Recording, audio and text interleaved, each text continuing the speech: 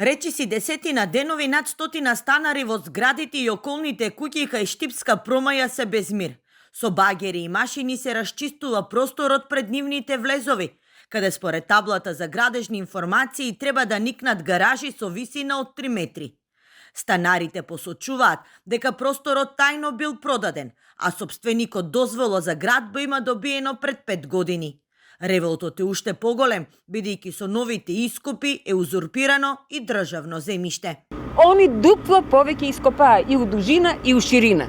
Се раскопаа, не ни кажуваат ни за шо никако, дури ставија колчиња и тука кај шо единствено местенци има за зеленило. И гаражи, ама во гаражи нема да биде во гаражи.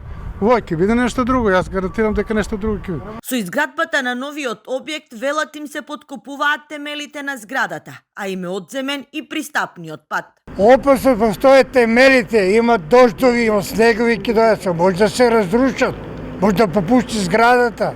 А ние треба да од продавницата од тука дека гледаш до мојот спрат 100 скали. Може ли некој да ги изоди на 80 години? А немаме тук пристап. Ај кажи. Друг пристап дали имате? Пристап немаме. За да го стопираат градењето, станарите потпишаа и петиција која ја доставија до локалната самоуправа. Од општина Штип велат дека инспекција излегла на терен за да утврди дали се узурпира државно земјиште.